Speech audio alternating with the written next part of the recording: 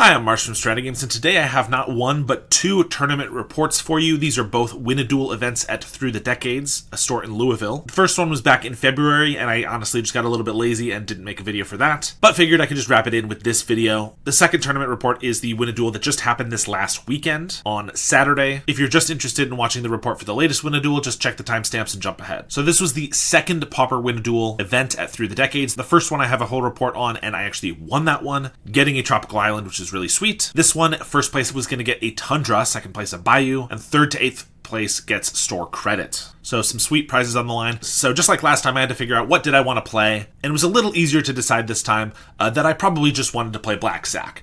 I did reevaluate, was this going to be the right deck for me to play, and decided it was in fact, for all the reasons that I mentioned in my last video, which is that Black Sac is extremely powerful, underrated, meaning your opponents might not know how to play against it perfectly, they might not know how to sideboard against it. I know the deck extremely well, and it's tons of fun, and since I won the last event with it, I also just know this deck served me well in the past, so why not give it another go? If I highly expected the meta to change to beat Black Sac, then I might have thought differently. Grixis Affinity is one of our worst matchups, and there have been a few Grixis pilots at these events. Jund is a medium matchup, and there are a few Jund pilots as well. But honestly, Borosynth is one of our worst matchups entirely, and that basically doesn't exist at a lot of these events anymore. And White Weenie hasn't been extremely prevalent, which is another one of our bad matchups. Remember, this is before Leonardo came out, so before the boost in White Weenie players. There ended up being 42 players at this event, and this is roughly what I was able to figure out of the meta. Unfortunately, the store is apparently a little understaffed, and so the tournament organizer has been providing meta and deck list data to the store, and they just haven't been uploading it anywhere. So we're trying to get some more of that data, but unfortunately I don't have it entirely. This is just what I was able to glean from looking around and what I played against and what I remember. So there were two Azorius Familiars pilots. There were actually three Black Sac pilots. Myself, another one who's been at all of the win-a-duel events so far, and then a third player who this was their first time out. But they also mentioned that they were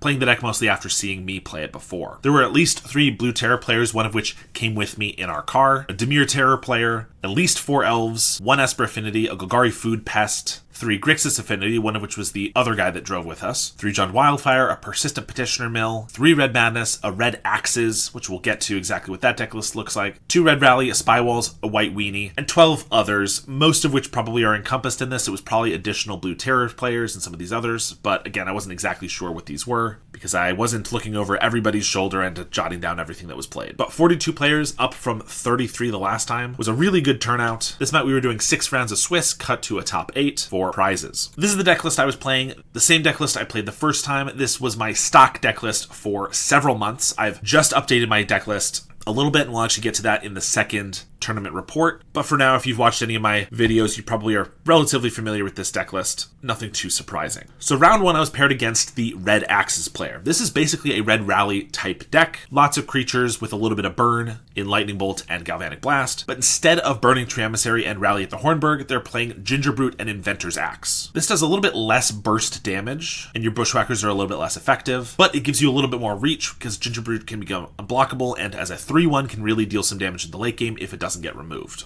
I will say, since these matches were about a month and a half ago, I don't have a great recollection of everything that happened in them, so I'll be summarizing them a little bit more. This match, I ended up winning in 3 games. There was one game where they were just able to play basically a 1-drop into 2 1-drops into 3 1-drops, and it was just a little bit too fast for me. I got my Sylvok Lifestaff out and was equipping it to every creature I could, offsetting some of the damage, but they were also playing a lot of Reckless Lackeys, which had first strike, making it difficult for me to trade with them, so they were able to keep a lot of their creatures throughout the game. This did actually make for one interesting point, where I was at about 5 life and they had 6 or 7 creatures attacking, and I only had 1 blocker, a Nested Shambler with the Lifestaff on it. So I actually had to block the Shambler on a Reckless Lackey, which had first strike, to kill the Shambler and give me that 3 life bonus before the rest of the creatures dealt damage. This actually made it so that I was able to survive an extra turn, and if I could have drawn to one of my board wipes in Drown in Sorrow, I could have actually stabilized. That 1 turn could have been extremely relevant. Unfortunately, it wasn't, and I ended up losing that game. This was game 2, which is why I had my sideboard cards in, but game 1 and game 3 went basically the same way, which is I was able to get a Carrion Feeder and a Beetle out, grow them beyond a Lightning Bolt range, and then just start start attacking. Eventually they had to start chump blocking, ran out of creatures,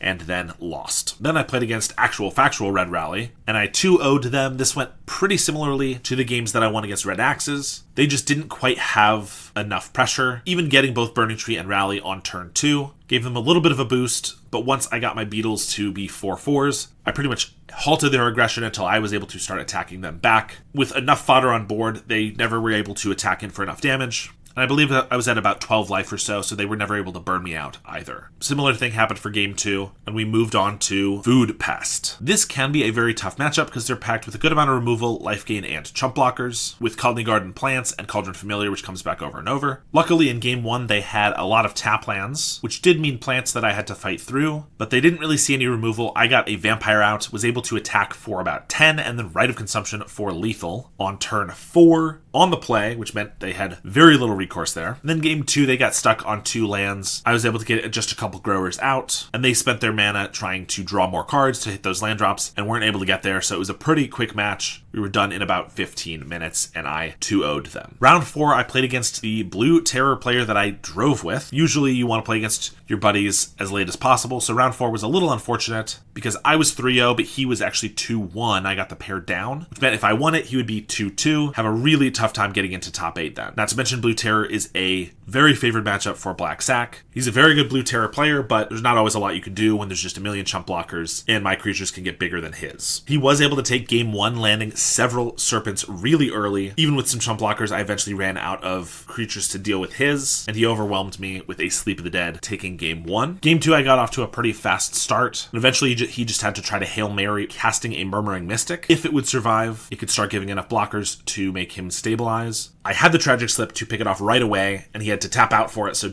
wasn't able to make even a single bird off of it. And then the next turn, he played a second Murmuring Mystic. Unfortunately, I had the second Tragic Slip as well, so that plan went out the window, and I was able to take game 2. And game 3 was just one of the unluckiest games I've ever seen. We were at a board stall. He had 1 terror out, and I had just some fodder. But over the course of the next 3 turns, he cast a Delver, Delver, Delver. This was probably already like turn 4 or 5, so it wasn't early enough for them to be super aggressive, but this would have been a great way for him to overtake the game. Unfortunately, 5 turns in a row, these Delvers did not flip, which not only meant that they were just bad 1/1s for 1, but also that he kept drawing serpents he couldn't cast because I had exiled his graveyard, and lands that were not what he wanted. This gave me plenty of turns to draw into Carrion Feeder and Beetle. Start attacking in, Delvers became chump blockers, and eventually I was able to overtake him and get round 4. So 4-0 going into Red Madness. This is always a medium matchup. It's a little balanced, but it's very dependent on how well your opponent knows what they should be doing against Black Sac, because if they try to race you, you can usually beat them to the punch by about a turn. But if they try to play mono red control and destroy all of your creatures, then it makes our game plan a little bit harder. They did seem to know that they should be trying to kill our creatures. However, they weren't doing the math entirely correctly, and maybe not factoring in that like a Carrion Feeder could sack itself to grow our beetles. So we were able to absorb a lot of their removal spells, have 2 5/5 beetles, and then win a game that way. And then truthfully, I can't remember what else happened in the match. I did note down that I went 2-1, so I assumed there was a game where they burned me out, and another game where I was able to get there. Exciting stuff, I know. Round 6, we went against Jund Wildfire, and literally could not have had a better start from us and from them. I don't know if they cast a creature the entire match. We 2-0'd them extremely quickly with very fast Carrion Feeder Beetle starts, and I just remember them casting a whole lot of Cleansing Wildfires, Ichor Wellsprings, and Fanatical Offerings to no effect as we killed them in about 3 turns. This meant we are 6-0 from the Swiss, going into top 8 as the first seat, and we play against the 1 Persistent Petitioner's mill deck in the tournament. This is not a bad matchup for us. They do have Gnaw to the Bones, which can of course gain them tons and tons of life, but if we're able to get big enough creatures that they have to start chump blocking early, they might not have enough advisors to mill reliably, and the Moment's pieces that they had were all in the sideboard, so I didn't have to worry about those till game 2. This is a matchup where I focus on going as quickly as possible, because they're not going to have any interaction for our creatures, and they can gain 50 life at a time, so we really need to be dealing every point of damage we can. Which meant I started with a Carrion Feeder turn 1, Beetle and Fodder turn 2, and immediately sacrificed both halves of that fodder creature to be attacking with a 3/3, The following turn, I play 2 more, and I sacrifice both of those. And I'm attacking with a 7/7 Beetle and a 7/7 Feeder on turn 3. They're able to take some of the damage, but they start chump blocking, I would argue, a little too early. Every one of their creatures is pretty important, so I think they should probably just be absorbing the damage until it's actually lethal. Whereas I think with these 2 7/7s, they blocked one of them when they could have tanked it and gone down to 3. But this actually made it so they weren't able to assemble enough creatures to go for the mill very quickly. The next turn, they might have been able to mill themselves once for 12, but they'd already tapped out to play their advisors, so they weren't going to be able to flash back and Knot to the Bone. That forced them to chump block with 2 of these advisors, and they proceeded to have to do that for the next 2 or 3 turns, net losing a creature every single turn until eventually we were able to just deal them lethal damage. They might have Knot to the Bone once for about 20 life, but with our creatures being about 10/10s, that was only maybe 1 turn's worth of damage that they offset. And I think I very well might have finished them off with a Rite of Consumption at the end there. I forgot to mention that this was also open deck lists, so Petitioners doesn't usually run any counterspells or anything like that, but I especially didn't have to be worried about them because I knew the deck list was not going to have them. Game 2, our sideboard cards came in clutch. Every time they cast a Knot to the Bone or Moment's Peace from hand, or milled it into their graveyard, I could just Rotten Reunion it away, cutting the effectiveness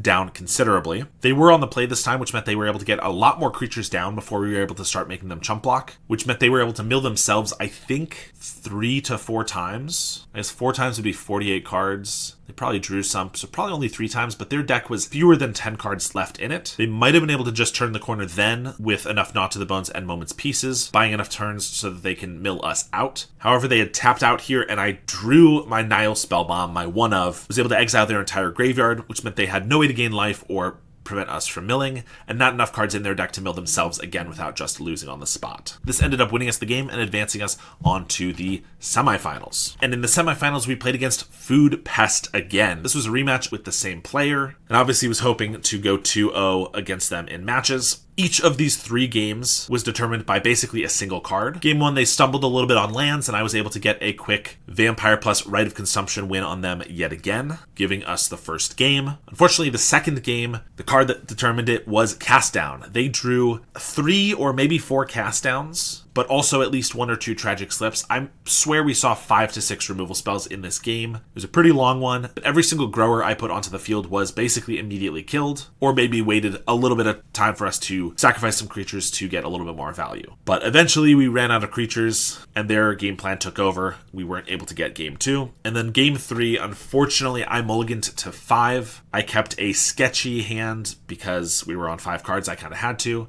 That was 2 Swamps, a Mortician Beetle, a Sadistic Glee, and of some fodder creature. I was basically all in on this one beetle with no way to sacrifice creatures to hopefully get there. Fortunately for us, they did not see much removal for a while. Unfortunately, they saw Cauldron Familiar on turn 1 and proceeded to cast a food every single turn of the game. I'm not kidding. Lembas turn 2, Nutrient Block turn 3, another Lembas, a Heaped Harvest, another Lembas, a Nutrient Block, eventually casting 2 a turn. This meant that our beetle, which I was able to grow a couple with like a Village Rites, sacrificing our fodder, and then every single time the Cauldron Familiar blocked, my beetle grew because I had put the Sadistic Glee on it. This meant it was a 6/6, a 7/7, an 8/8, a 9/9, a 10/10, but it did not matter because every single turn they had a food to bring back the Cauldron Familiar for probably 6 to 8 turns in a row before they eventually found a Cast Down to kill our beetle, which was really all we had going for us the entire game. It was getting close enough that if I drew a Rite of Consumption, I could maybe eke out the win, but unfortunately I was never able to get in any chip damage because the Familiar blocked every single turn, and once they killed the beetle, the game was all over. So unfortunately that meant that I did not go on to the finals. The finals was that Food Pest player versus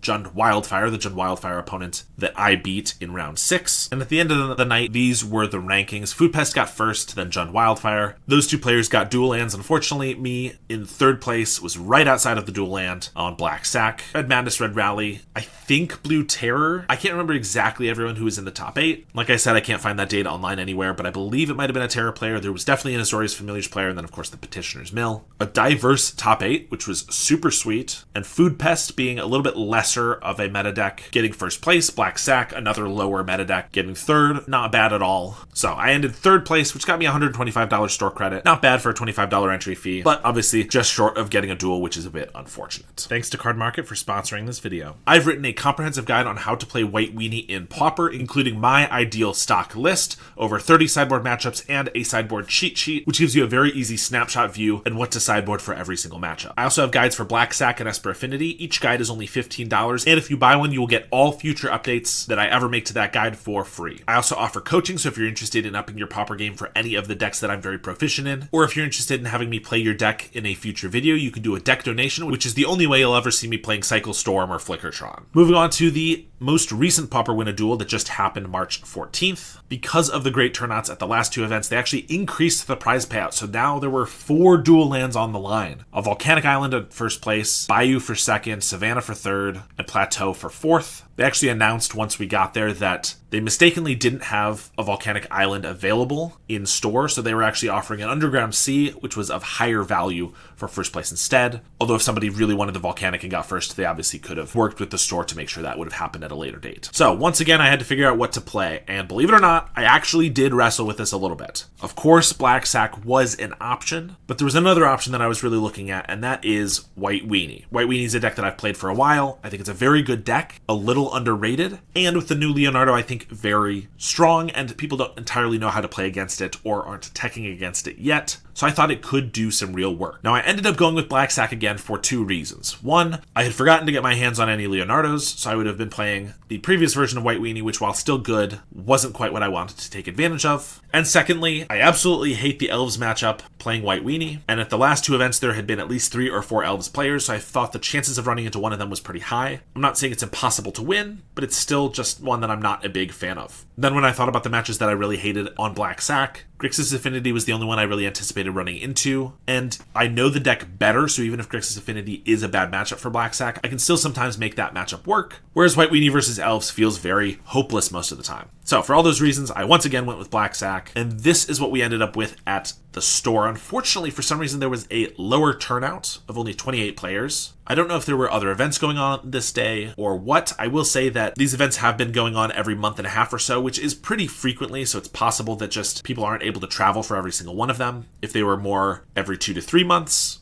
it's possible that the turnout would be a little bit better, but in any case, 28 players, still not bad at all. This meant we were going to 5 rounds of Swiss, cut to a top 8. However, the breakdown of the decks that were being played absolutely astounded me here.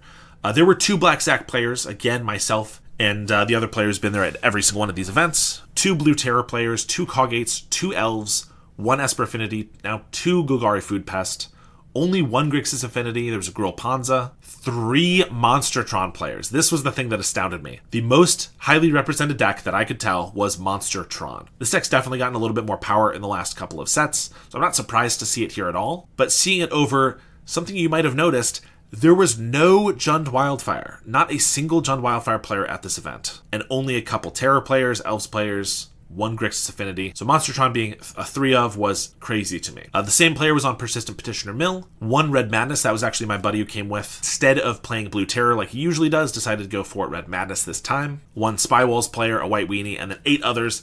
Again, can't find the exact data. Probably a few more of these that I just missed. Here's the deck list that I decided to run. This is my new stock list, very similar to the last one, but with some minor changes. 2 Tragic Slips in the main deck and 2 Snuff Outs have been taken out. That's because Tragic Slip can be really effective against mono red and also against the mirror if we run up against another Black Sac player, where Snuff Outs are really bad. 2 more Shamblegast and 2 fewer Accursed Marauder. Our Blue Terror matchup is already incredible, and I wasn't expecting to see any Bogles or White Heroic, which is why I took those out. For online, my sideboard is now +2 Vampiric Link, -2 Mesmeric Fiends, because I like that for life gain, -1 Sylvok Lifestaff, and +1 Accursed Marauder in the sideboard, so that we do have some outs to those Bogles decks. I actually couldn't find Vampiric Links before the event, so I was actually still running 3 Mesmeric Fiends and 2 Lifestaffs here, which changed my sideboarding in the matches here from a little bit from my stock list sideboarding, but I was able to get my hand on a couple Vampiric Links after the event, so I'll have them for next time. Round 1, I was paired against White Weenie. This is generally one of our worst matchups as a Black Sac player. However, I got the sense that the player was maybe a little newer to Pauper or Magic as a whole. The deck list didn't seem quite optimized playing like Battlefield Raptor, which, while it has some decent keywords, doesn't give you quite the value that you want in White Weenie, and he made some misplays which didn't help him out at all. Game 2 also was stuck on 2 lands for a little while, so there wasn't too much to report about this match. It was a pretty straightforward beatdown, and I was able to get there in 2-0. Round 2, I was against Gruul Panza. This is generally one of our best matchups available, even better than Gruul monsters, because as long as we keep a hand that isn't a one-lander and then gets that land blown up, we really don't mind having our opponent dedicate 3 or 4 mana to blowing up one of our lands, when we'll often have 1 or 2 extras, and we're spending that time already killing them. That said, we had a pretty rough start, mulliganing to 5 and keeping a pretty medium hand of a Kyrian Feeder, a Link Breaker, and a Stamina with 2 lands. Despite our mulligan, we were able to get a feeder pretty large with the cards that we had, plus some other fodder that we drew. And we're able to start attacking them, pressuring them a little bit. We dealt them probably 8 damage over the course of a couple turns before they landed a Chrysalis, which meant they had chump blockers for days. They were actually extremely reserved, holding back their Chrysalis and not attacking with it, as we kept attacking with our feeder. Then they got a second Chrysalis, then they got a Banner High Crew Shock. All the while, the only grower that we saw the entire game was this feeder, and since it can't block, that meant as soon as they started deciding to attack, we were going to be in some trouble. They did attack pretty slowly, just going with a Banner High Crew Shock at first, then eventually finding an Avenging Hunter and having 2 Tramplers to attack us with. After only a turn of that, they had enough blockers that we couldn't get through with our feeder. They were at 12 life, and I counted it up. We had exactly enough fodder creatures to sacrifice everything, including tapping a Mercenary to pump the feeder, to get our feeder to 12 power, if we could draw a Rite of Consumption. However, that means we only have 2 cards in our deck that we could draw, and I knew for a fact that I had just bottomed one of them in our mulligan because I couldn't afford to keep it in our hand. So we had a 1 of in our deck to try to draw, and we didn't get it, and we lost pretty promptly. A bit unfortunate for a matchup that's supposed to be good for us, but that's okay. Going into game 2, we had a really good start. I played a Shambling Ghast to start, knowing that if they played an Arbor Elf, I could just kill it right away. With the Vampire, we could play the following turn. That's exactly what happened. They went Arbor Elf, and I played Vampire, attacked for 1 with this Shambling Ghast, and then picked off the Elf. Obviously, I would have preferred a Carrion Feeder here to get a permanent buff, but killing the Arbor Elf was important enough. They actually proceeded to cast nothing for the next 2 or 3 turns, except for maybe a Utopia Sprawl, having really nothing going for them until they got to a Chrysalis. But I had 2 Tragic Slips in hand, so we were pretty easily able to just kill the Chrysalis and the following creatures that they played, attacking with our Vampire and our various fodder, and eventually we just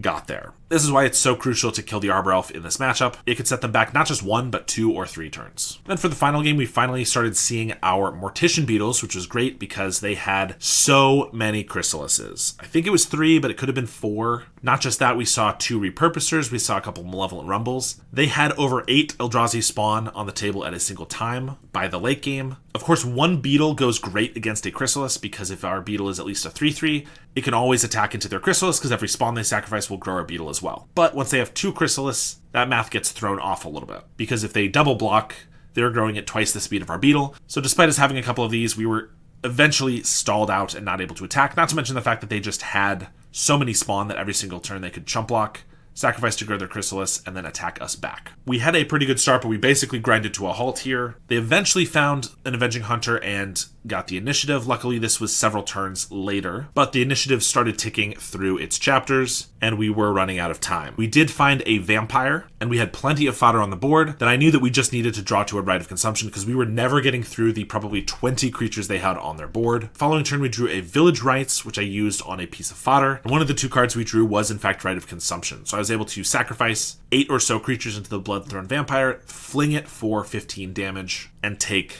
the match. It was extremely close. There was no way we could have won without a Rite of Consumption, I don't believe, because I don't play any sort of unblockability. And luckily, unlike game 1, we actually did draw it this time. Match 3, we played against the Mirror. So I was playing against the Black Sac player who's been at all 3 of these Win a Duel events. His name is Pierce, and I know he runs a slightly different list than I do. He's a little more focused on the Accursed Marauders, playing 3 of them main deck. I was on 2 before, but now I'm on 0, so this is quite a change. He also has Ghoul Caller's Chance in the main deck to bring the Accursed Marauders back. And before this match, he was telling me how he used Accursed Marauder 9 times against an Elves opponent. Through Supernatural Staminas, Unearths, and Ghoul Caller's Chance, was able to wipe every single one of his creatures. So I knew that that was something I needed to watch out for. Of course, this matchup is also extremely determined on who gets a Beetle. Not always is that going to win the game, especially if you have Tragic Slips and things like that to kill your opponent's creatures, as we do have in our main deck. But Beetle, of course, grows off of each player sacrificing creatures, so it can be extremely difficult to deal with and grow enormous really quickly, and of course,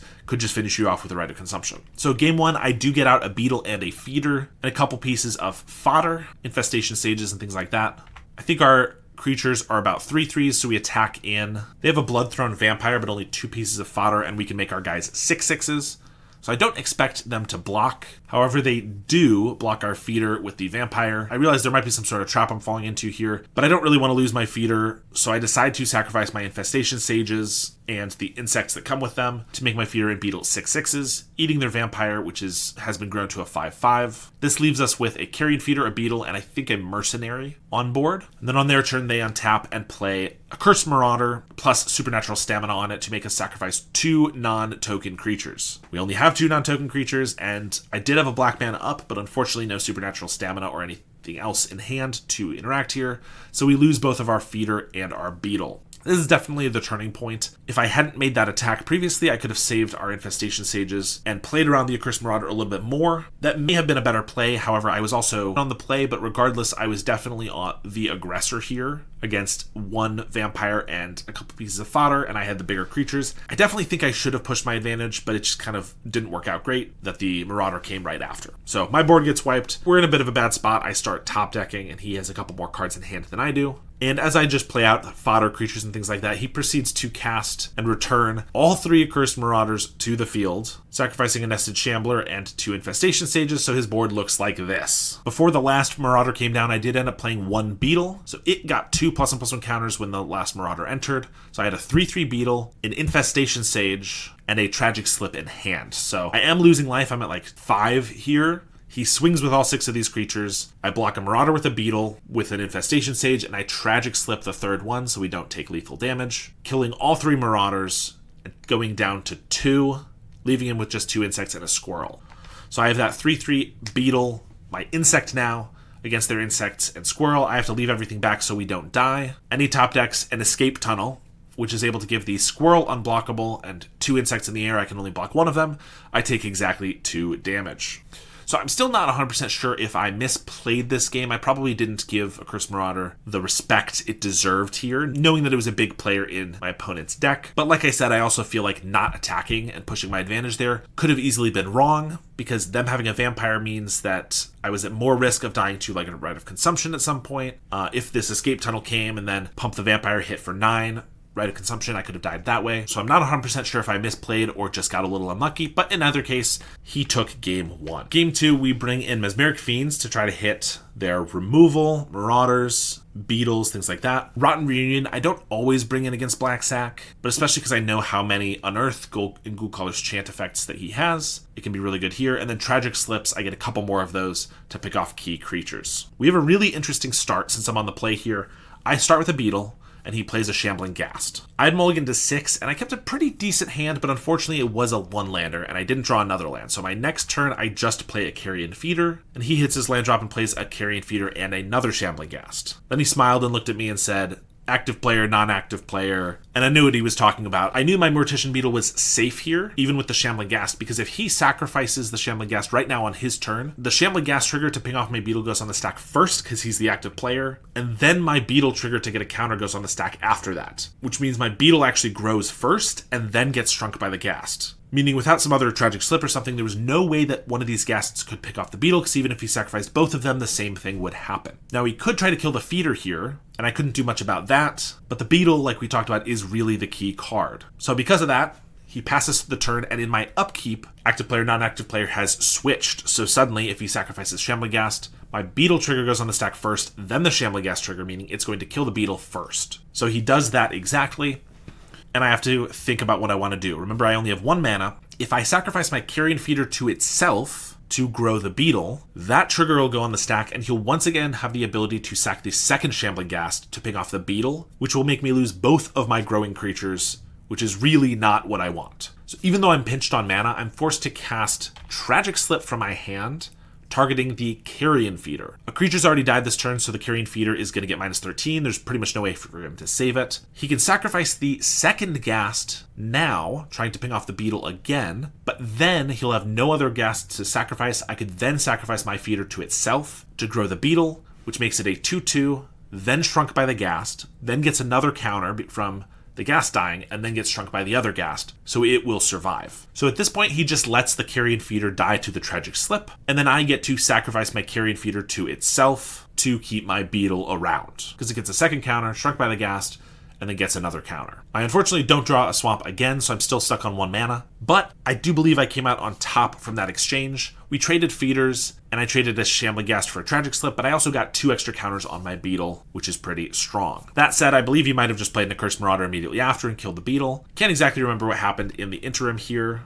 but eventually we got to the point where I had a Bloodthrone Vampire on the board, a Sadistically on a Nested Shambler, and 2 other double body creatures on the field. My Nested Shambler with the Sadistically was just accumulating counters. I think it already had 6 or something like that on it. He had a Vampire of his own, but only 3 fodder creatures, I believe. So I was able to attack with the Shambler and the Vampire. He chumped the Shambler and blocked Vampire on Vampire, started sacrificing his creatures, forcing me to sacrifice my creatures to grow the Vampire to outgrow his, but all the while the Nested Shambler was getting bigger and bigger and bigger. I believe we ended up sacrificing all of our extra fodder except for my Giant Shambler, so that my Vampire was like a 9/9 and 8 his 7/7. At the end of all this, Nested Shambler was a 14/14 creature, and he was very conveniently at 14 life. He had just 1 creature to play, a blocker of some sort, and on the end step I sacrificed the Shambler to the Vampire, making 14 1/1 squirrels, untapped, and now with 14 squirrels and a Vampire, I was able to attack for lethal. He blocks the Vampire and takes 14 damage. Mortician Beetle is one of the most important creatures in the mirror, but sadistically is basically turning any creature into a Mortician Beetle, and obviously on the Shambler, it's one of the best combos you can have in the game. There's a bunch of construction going on, so pardon any background noise that you hear. Game 3 was basically determined by the sideboard cards. I think we were pretty even on board, going blow for blow, but at one point he went for a Supernatural Stamina on, I think it was just like an Infestation Sage.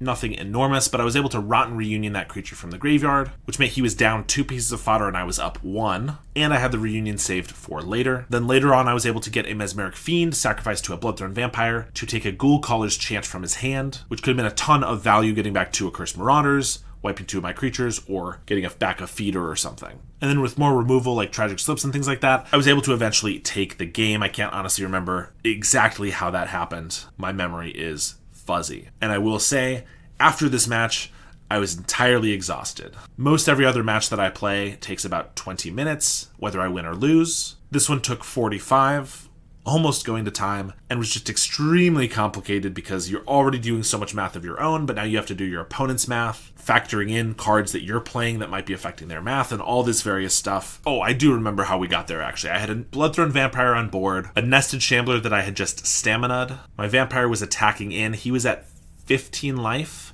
and had 1 card in hand that was unknown after the Fiend had taken his Ghoul Caller's Chant. I could have gone for the win here. My Vampire was already attacking for 4. Could have easily sacrificed 5 more creatures to make it 14, which I think was his life total. However, if I did that and the 1 card in his hand was Tragic Slip, I would have thrown away my entire board and not won the game, and very well could have lost it because he had a Carrion Feeder that was a 3/3, an insect token, I think, and I was at 10. So with the right draw and like a Rite of Consumption, I definitely could have lost. I decided to play it safe and not go for the win on this turn. He had to have a Tragic Slip of potentially, 2 or 3 cards in his deck, but I didn't think it was worth the risk because I was probably going to win the game the following turn as long as he didn't draw a Rite of Consumption, which there was a lower chance that he would have drawn than the Tragic Slip. After I said that I decided not to pump the Vampire, he said he was certainly bluffing and had nothing in hand, which is totally fine and totally reasonable, but I still thought it was safer to just go for the win the following turn. He drew nothing, and I was able to attack the following turn. He blocked the Vampire this time, but I had a Carrion Feeder, hit for 7, and I had a Rite of Consumption, sacked a couple guys to my Carrion Feeder, and flung it for lethal. That's definitely one of those times where I had the win on board, I could have gone for it, and by not going for it, I could have lost the game. But by going for it, I also could have lost the game, and I think there was a higher chance that I could have lost by going for it than not. So it was a bit risky, but we ended up getting there. 3-0, moving on to the next round. Round 4, we were up against Coggates, which is generally not a match that I mind. They do have some interaction with Journey to Nowhere, Thraben Charm, Prismatic Strands is a bit of a pain, but their main way to come back from the brink is life gain off of their creatures being pumped up, and it's pretty easy for us to chump block those and make it so they don't gain any life, making it so they can never turn the corner. Our opponent maybe kept a sketchy hand or maybe just had some really bad luck. They hit their first 3 land drops and then started missing on lands, playing so many creatures and so many removal spells. They ended up with 3 Journey to Nowhere on the board by the end of the game, played all 4 Squadron Hawks they found, 3 Sacred Cats, 2 Outlaw Medics. They basically drew all creatures and removal, and none of their card draw or lands. There was one point where they had out 4 Squadron Hawks and a Sacred Cat with a Prismatic Strands in their graveyard, and I attacked with 2 Nezumi Link Breakers, a Mercenary, and 2 Squirrels, figuring that they couldn't Prismatic Strands all 3 of our colors. They blocked every single creature and cast Prismatic Strands on black, but that meant they still lost 3 of their Squadron Hawks. We did lose a lot of fodder in this process, but we were able to mostly clear their board, and through several turns of them continuing to not draw lands, we were eventually able to get there. They did Journey to Nowhere, a Beetle, a Carrion Feeder, a few different things, but even with just a bunch of fodder and eventually a Vampire, we were able to take Game 1. Game 2, they played a Citadel Gate and immediately named Red with it, so we knew that the Breath Weapon was going to be forthcoming. That, Journey to Nowhere, and Prismatic Strands are the main things that we have to watch out for, but of course it was pretty televised when they were going to go for the Breath Weapon because they left up 3 mana.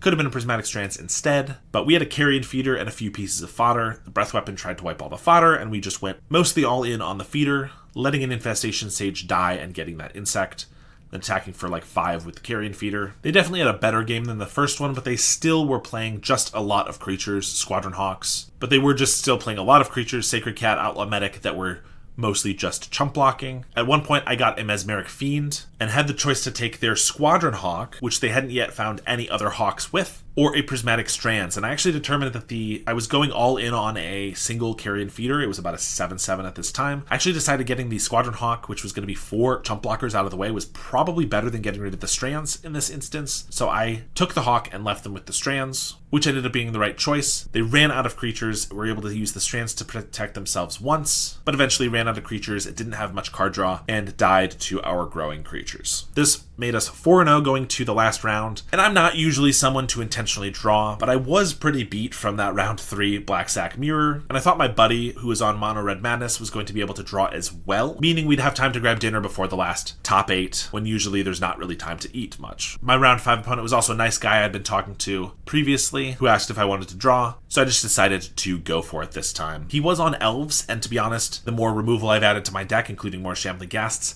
the more I don't mind the Elves matchup, so I do think we might have been a little bit favored there, but we were already 4-0, we were going to be in top 8, so it didn't really matter to me too much. My friend was playing Mono Red Madness against the other Elves pilot at the tournament.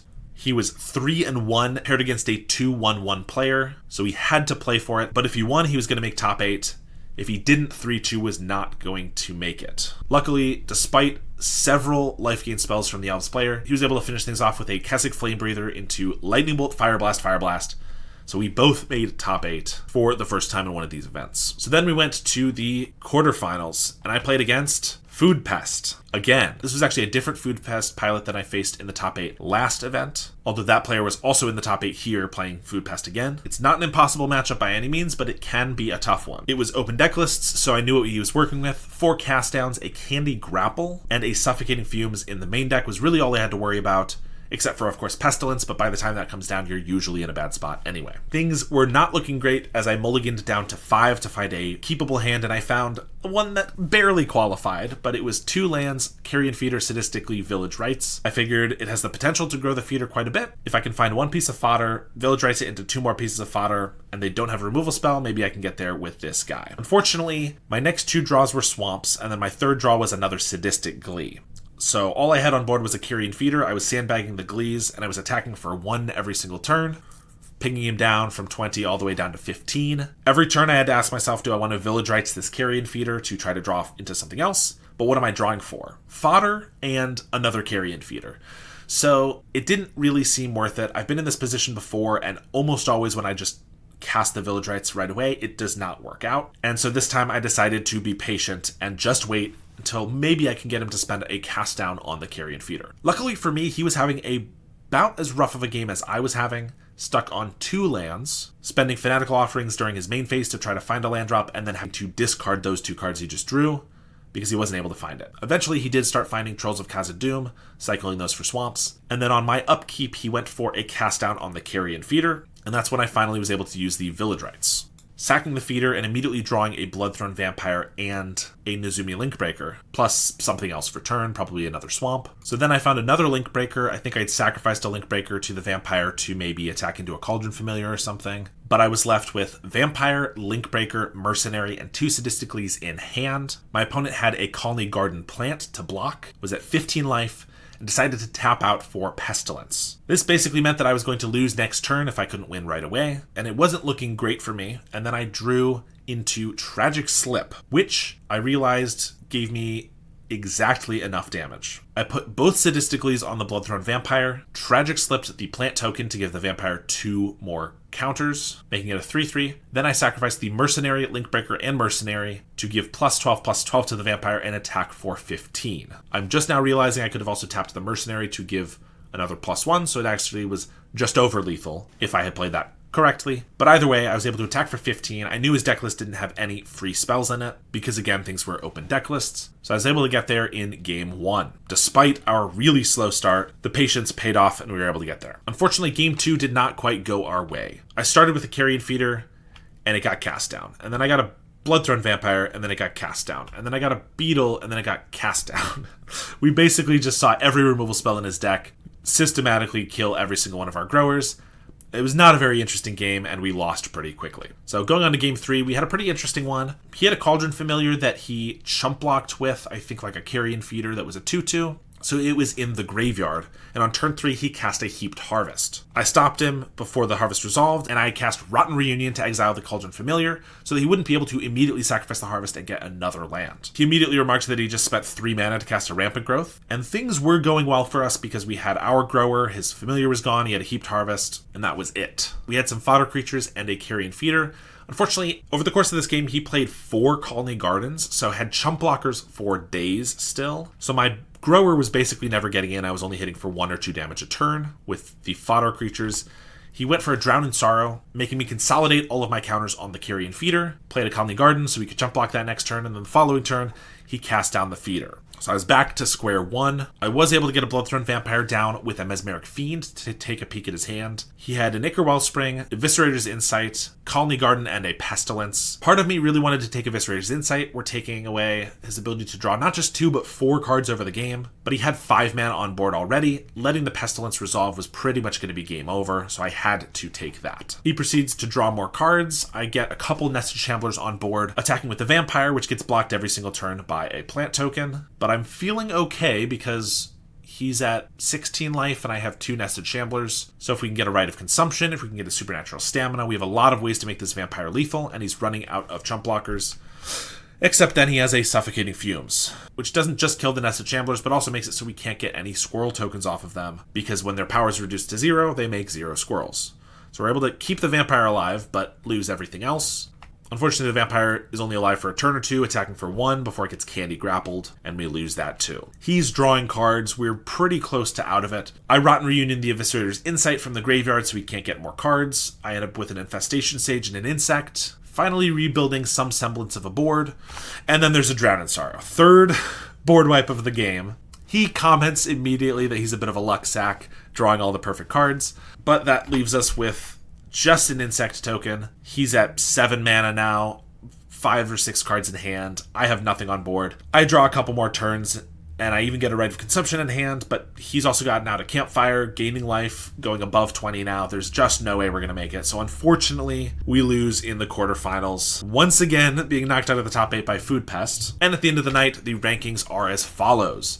Both of the Food Pest players got first and second. I believe they split top prize. Since the prizes were dual lands, I assume they just split like the value of them and sold them back to the store or something like that. My buddy who drove with me did get third place with Red Madness, securing a Savannah, which was absolutely fantastic for him. Fourth place was also gotten by the other Black Sac player. Unfortunately, I was 5th place, so I did get some store credit, but not a dual land. I can't complain too much because the first event they had, I got first place and I got the Tropical Island, but I've now been just below getting a dual land twice, so I guess I'm slipping a little bit. For 5th place, I got $75 store credit and had a great time, so I'm not complaining too much. They've already announced the next Pauper Win a Duel event, which is going to be Saturday, April 25th. I very likely will try to go to this one, but as I did mention before, them being relatively frequently every month or so. It might be difficult to make it to every single one. But in any case, these have been a blast so far. The pricing is really good, and I've been heavily enjoying it, though I probably should be a little bit less predictable and stop bringing Black Sac every single time. That is my report for the last 2 Pauper Win a Duel events. If you enjoyed this video, please let me know, because every time I make it, I feel like it's the most boring thing ever, which is part of why I did not make the last one until just now. So if you want to continue seeing this type of video whenever I go to a larger event, please let me know, because then I might actually have the desire to do so. In any case, thank you so much for watching, and thank you to my monthly supporters, including Howard Granger, JDNPX, Howcast, Cody Cowell, Sty, Benedict, and DJ Vinyl. I really appreciate the support, and I will see you all next time.